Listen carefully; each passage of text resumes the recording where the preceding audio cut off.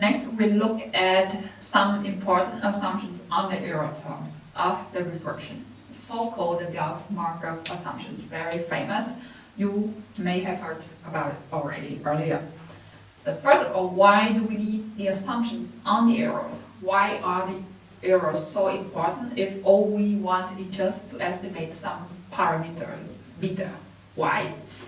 Because the danger in this case, especially in economics, we have only one data set, right? We don't have the whole population to validate our models.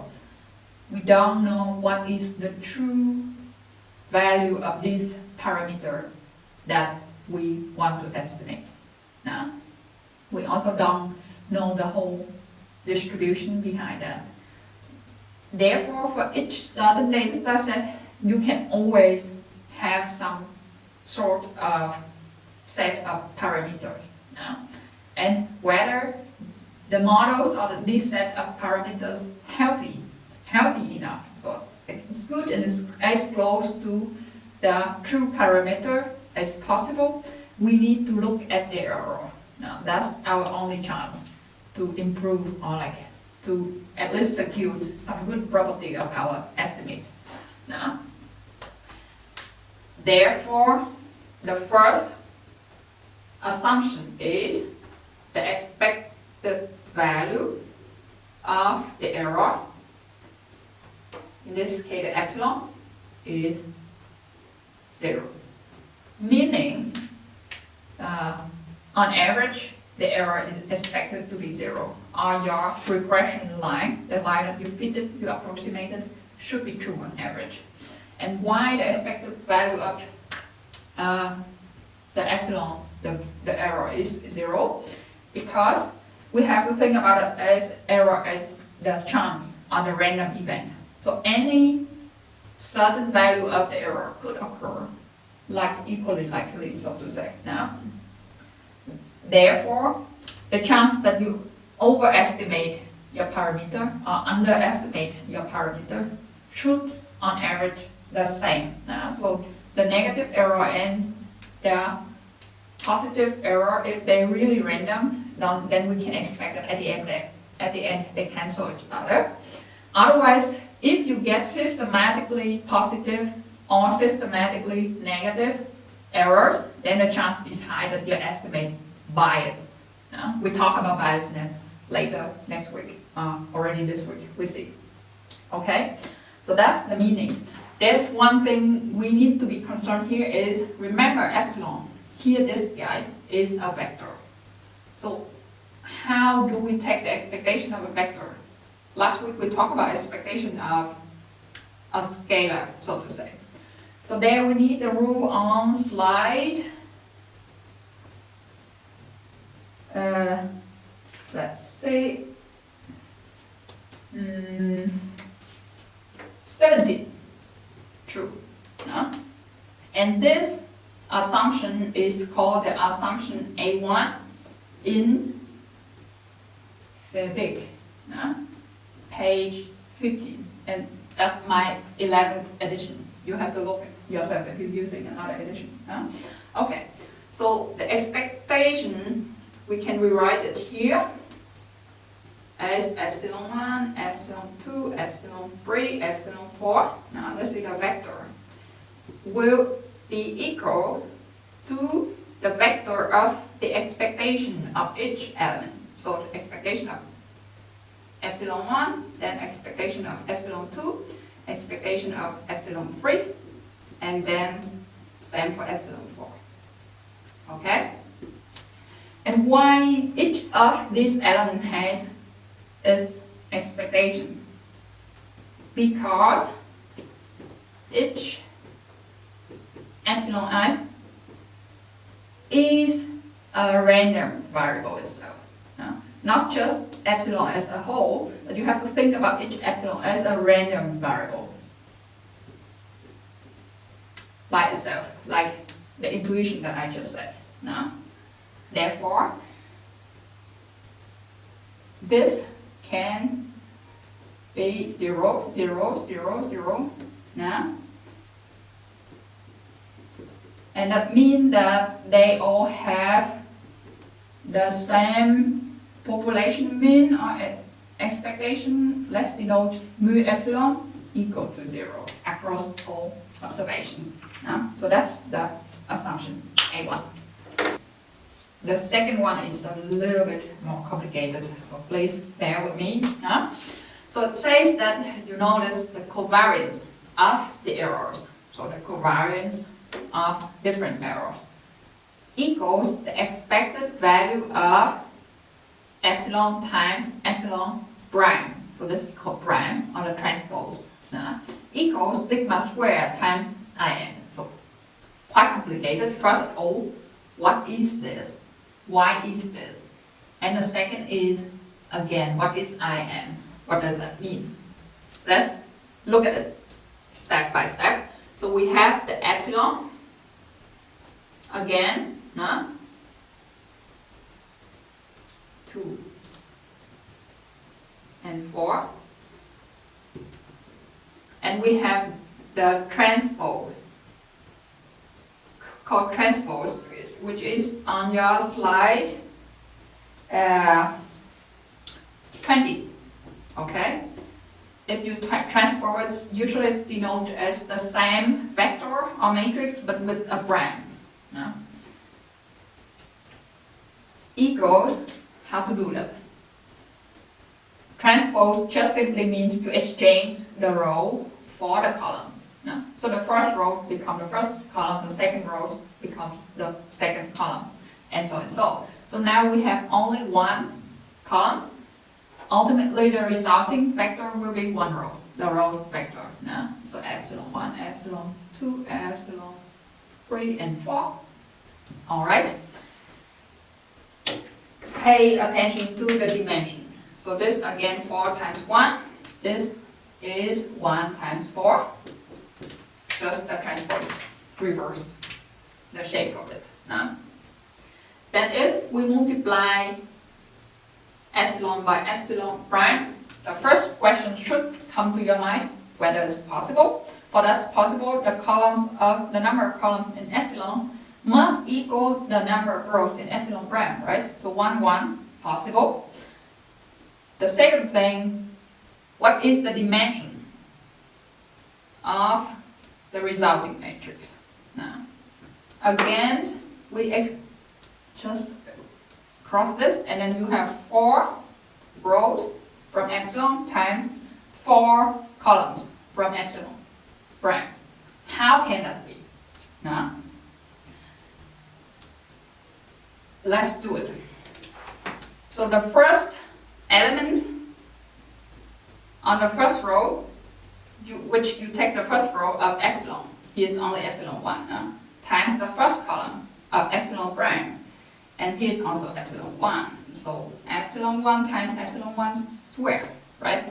And then for the second element on the first row, you again take the first row of the first matrix times the second column of the second matrix, right?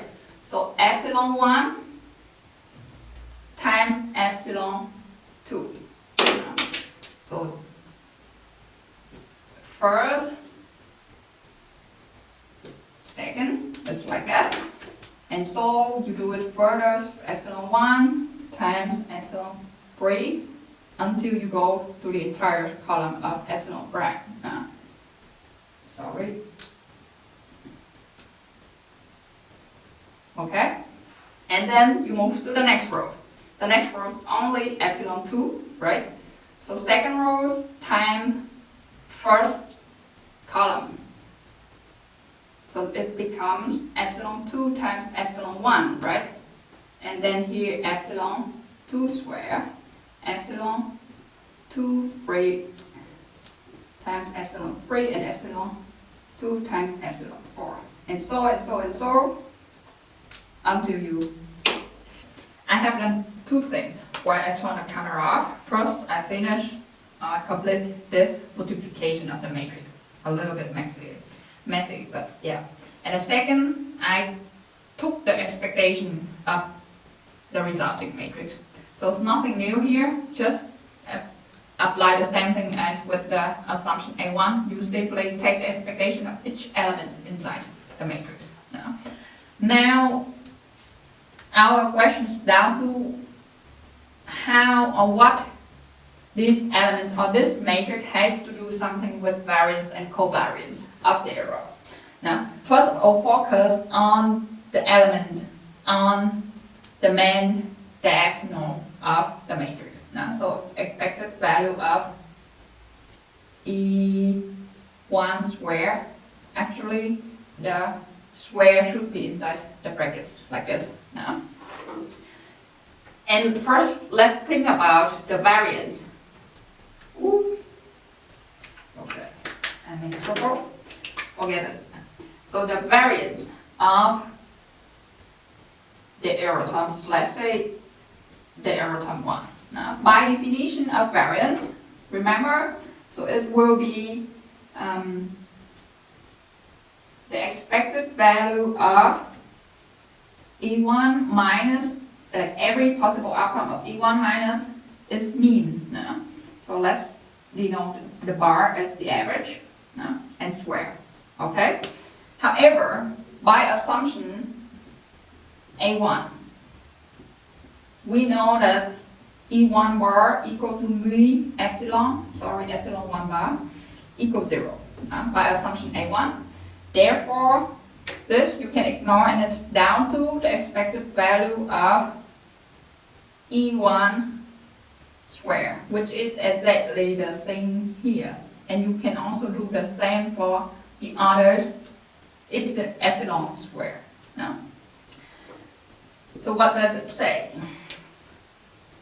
So we know that here is the variance of the error term. How about a covariance? Covariance, again, let's say E1, epsilon 1, epsilon 2 equals, the definition again, epsilon 1 minus epsilon 1 bar, then times epsilon 2 minus epsilon 2 bar, right?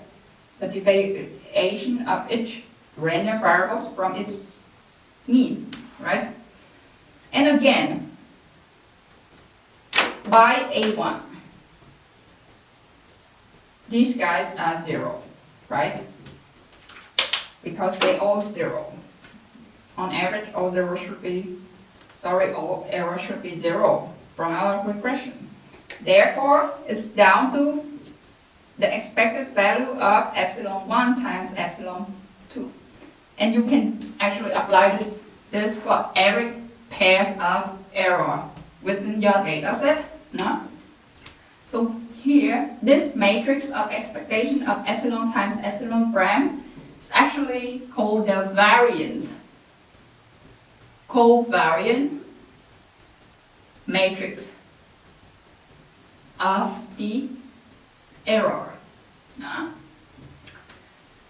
And because it collects all the variance and covariance of the errors inside. Okay. Now we already answered the first part, why covariance of the error terms equal this expectation, right? I wrote it down here. The second, we should answer what is this and what does it mean to have the covariance matrix equals to this guy. But before we go further, notice a bit that the matrix, the variance covariance matrix, it's symmetric around the main diagonal. So here you have expected value of epsilon 2 times epsilon 1, and on the other side of the main diagonal, it's epsilon 1 times epsilon 2, and similar for other of their diagonal elements. So they symmetric in a way. Just one thing to notice. Okay, now scalar sigma square is a scalar. And what is IN? IN denotes the identity matrix. IN, it should be the capital N. Identity matrix. So, first of all, it's a square matrix. What is a square matrix? A square matrix is a matrix which has number of rows equal number of columns. So in this case, let's say we have n equal 4 like before, so I4.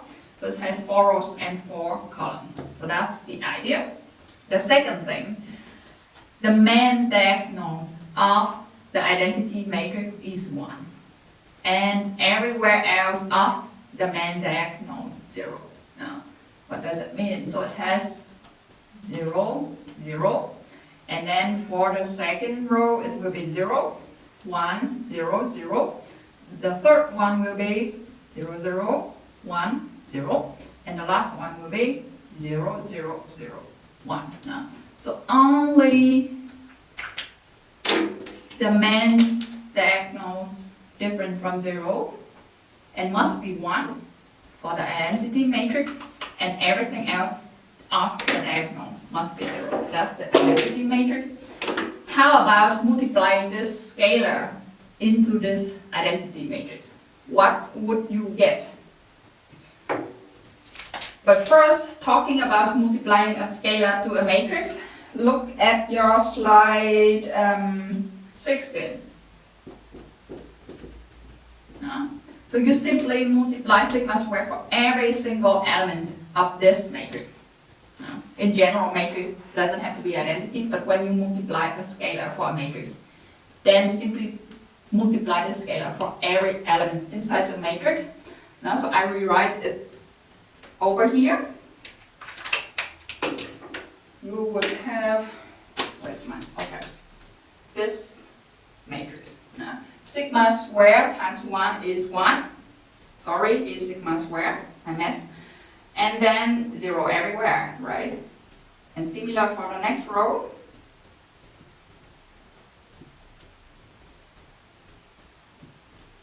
And then 0, 0, 0, sigma squared. No. Okay. So now what does that mean? Put it into interpretation. First, focus on the main diagonal again. Now, so that means the expected value of epsilon I equals to sigma squared with every I in n. So the variance of the error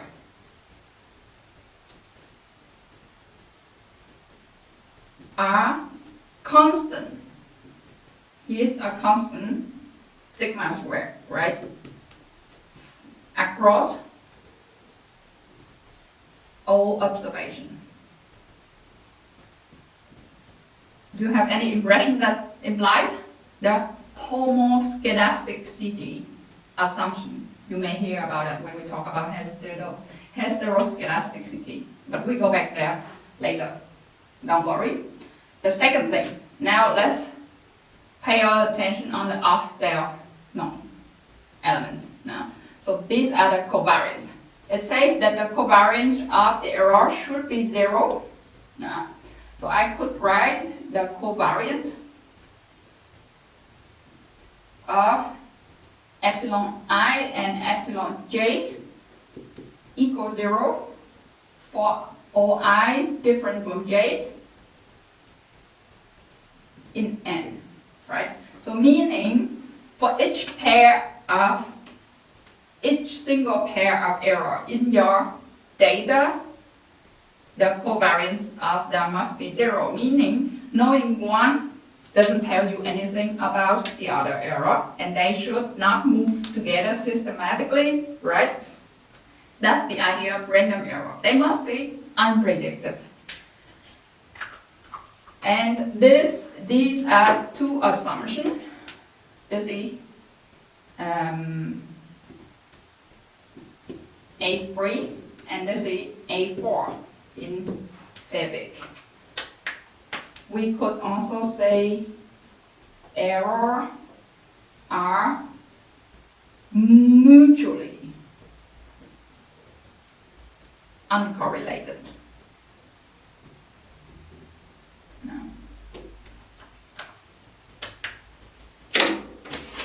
One last assumption, which is very important, but will not go deeper into right now, is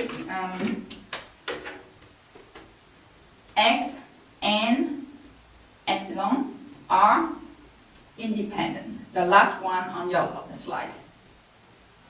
And this, you know from last week already, is the highest level of unrelatedness, right? So independent, this knowing about one doesn't tell you anything about other in other aspect. So that implies also that conditional mean independent, right? And the second one is uncorrelated. These are less stronger, and somehow you will see them again in the next lectures. Okay, so we talk about the expected value, the variance, covariance of the error. How about the dependent variable? So how is it distributed?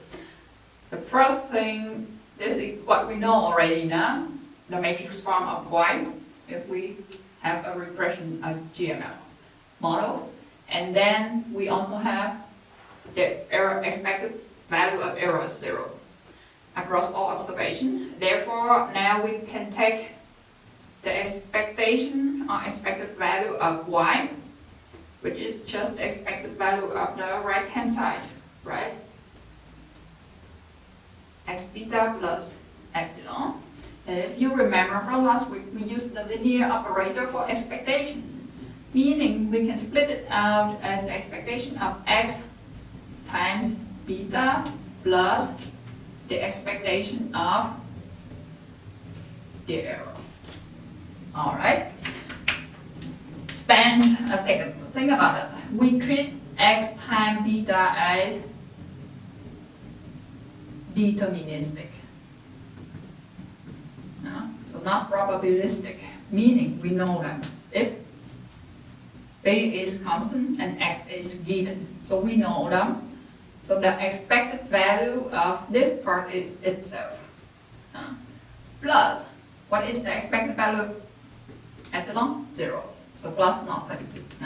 Therefore, the expected, or the mean of Y equal X times beta.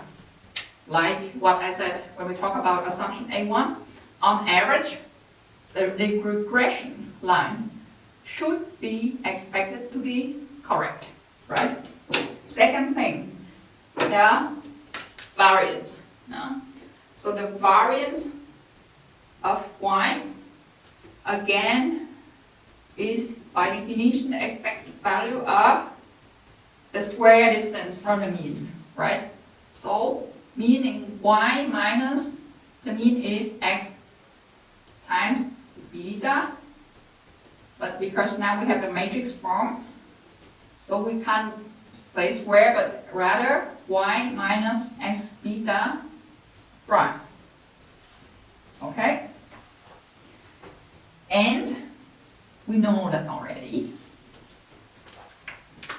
If we put it to the, if we subtract x times beta from both sides, then we have epsilon. Meaning, this will be epsilon, right, times epsilon prime.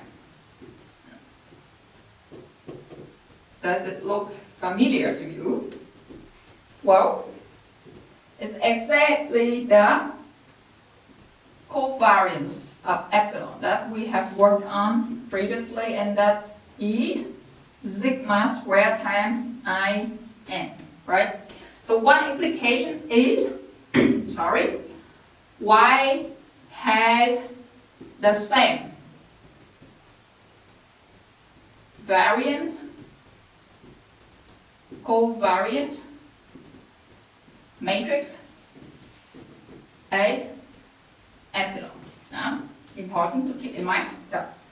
Sometimes you will be confused, but yeah, try to remember deeply now. So in distribution notation or terminology, we can write y is distributed with mean x times beta and variance covariance sigma squared times in, right? And the last thing is, if we assume that the error are normally distributed, this is the notation for normally distributed with mean 0 and variance sigma squared times in, then y is also normally distributed with mean x beta and the same variance. Now, this is what on your slide 11. Okay. Finally, we can talk about how the beta, the parameter, are estimated with least square method. No? So it's nothing else, just a minimization problem with respect to these parameter or coefficients. Now, where you try to minimize the sum of square residual or sum of square error, sometimes called, of the regression. No? So the error square. And the error you substitute by this. No? So that you have beta in. So this we have done a lot in micro, how to solve a minimization problem. You take first order condition. Now, so the first one is the derivative of S with respect to beta 1 equal blah blah blah, then equals 0, right? And then for the second one, also 0, and the third one,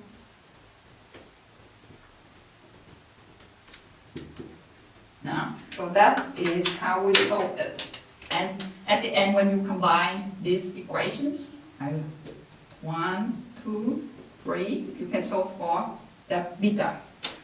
That's the general approach. Okay, we will not do that here, but just so you know, in matrix notation, we rather write it as in your slide. So now all betas collected in a vector beta, no? As beta equals y minus x beta times y minus x beta prime. Sorry, x prime. Prime here. I already made a dangerous mistake. No? And which is nothing else than epsilon prime times epsilon. If you pay attention, then you may already ask, why epsilon prime epsilon? No? Earlier, we talked about epsilon times epsilon prime. However, remember the sum of square residual. If you square each error and then sum them up, you get one number, called a scalar. So therefore, you must have epsilon prime times epsilon here, so it's a scalar. And in econometrics, you will see this form a lot. It's called quadratic form. So minimizing a quadratic form. So those terminologies just for you to understand. Why now epsilon prime epsilon? Because epsilon prime is 1 times 4, right? And epsilon is 4 times 1. Only then, when you multiply them, as your outputs, and you get 1 times 1, which is a scalar, right? So this is called the inner. Epsilon primes, epsilons called the inner product. And the epsilon times epsilon primes called the outer product of the two vectors. Of the vector. So that's important. Another thing you should remember, important, repeat it twice. metric. This is the result. If you use the matrix form, minimize this one, then you will arrive to an estimate of the vector beta, now denoted as b, the usual b. Yeah? So x prime x minus to the power of -1, I come back to this later, then x prime y. Now, the -1 over here is not divided by, because it's different from scalar operation, it's called matrix inverse. So for that, you would have to look at your slide 25, 26, 25, 26, 27 to figure out what matrix inverse is. In general, it's quite labor intensive, so we rarely do that by hand anyway. We use rather computer, so we don't have to do it now. And the last point, very last point, I want you to distinguish between estimator